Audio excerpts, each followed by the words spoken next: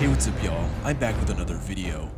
Blizzard has recently re-released one of my favorite events to have hit the game, being Plunderstorm. If you aren't familiar with the game mode, Plunderstorm is a battle royale type game mode in a King of the Hill format where you battle against 59 other players with unique items, abilities, and gameplay for different cosmetic rewards, all in World of Warcraft.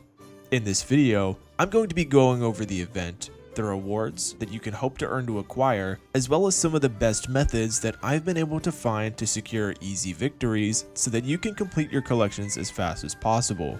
That all being said, let's just get right into the video.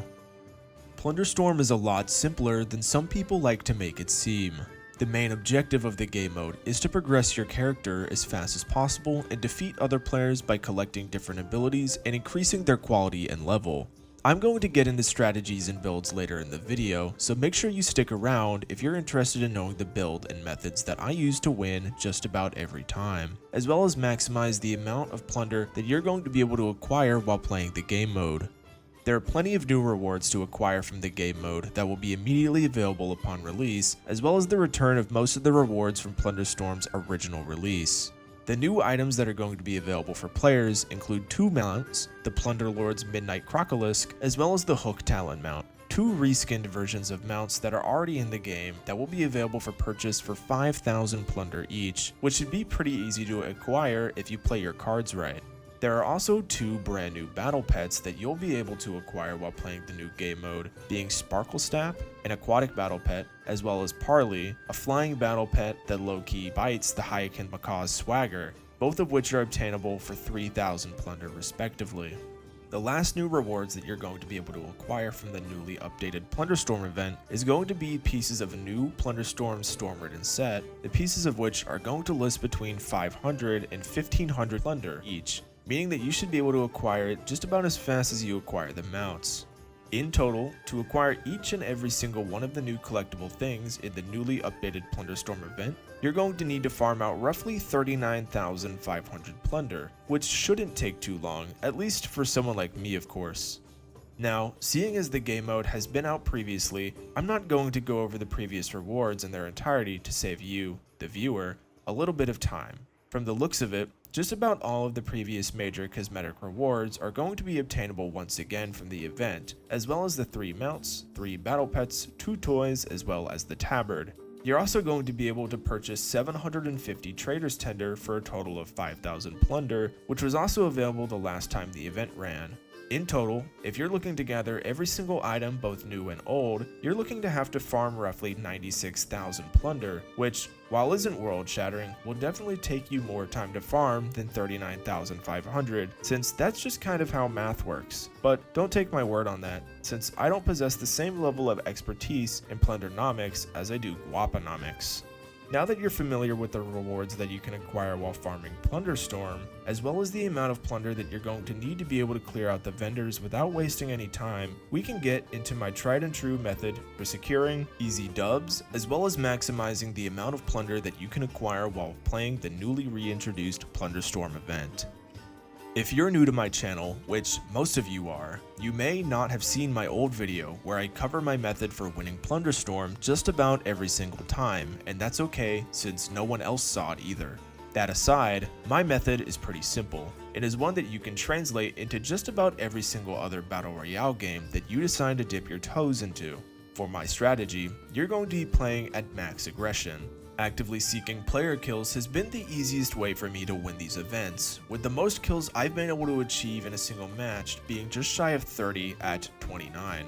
The main difference between using the hyper-aggressive playstyle in Plunderstorm as opposed to any other battle royale game is that the majority of World of Warcraft players lack the perception that Zoomers tend to have.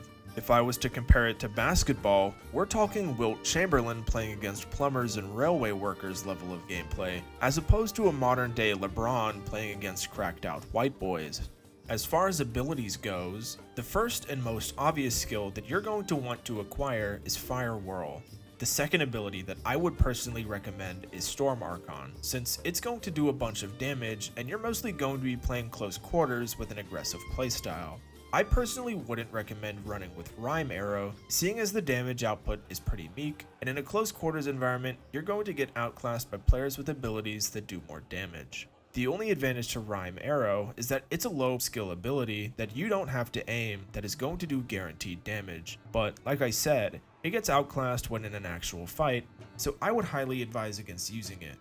As far as abilities goes, Fey Form is pretty necessary. It's going to not only allow you to disengage and create distance while in fights, giving you a 90% damage reduction instantly, but it's also going to give you a significant speed boost which will allow you to travel between fights faster. A good player will be able to use Fey Form to its maximum potential, essentially turning you into a wrecking ball, which is why I would personally recommend you take the talent. The second utility spell that I personally recommend is Windstorm, since it'll allow you to provide great CC both on offense and defense, being a great, if not the best, way to set up easy kills, but also to hard CC any player attempting to move in on you for a kill. Steel Traps is also a pretty solid utility option, providing great close quarters CC as well as medium amount of damage. Personally, I don't believe it to be as useful as Windstorm, since it's difficult to set up offensively without sacrificing Fey Form for Quaking Leap, but do as you please. I can't tell you what to do after all. Anyways guys, thanks for watching. Personally, I believe that if you pick your abilities correctly, as well as play with an extremely aggressive playstyle, it'll be harder to lose games than to win them. I'm pretty geeked to see that PLUNDERSTORM is back, seeing as it's definitely one of the more fun additions to the game over the past year or so, just short of Mist of Pandaria remix in my opinion. So I'll definitely be running it back in your random lobbies.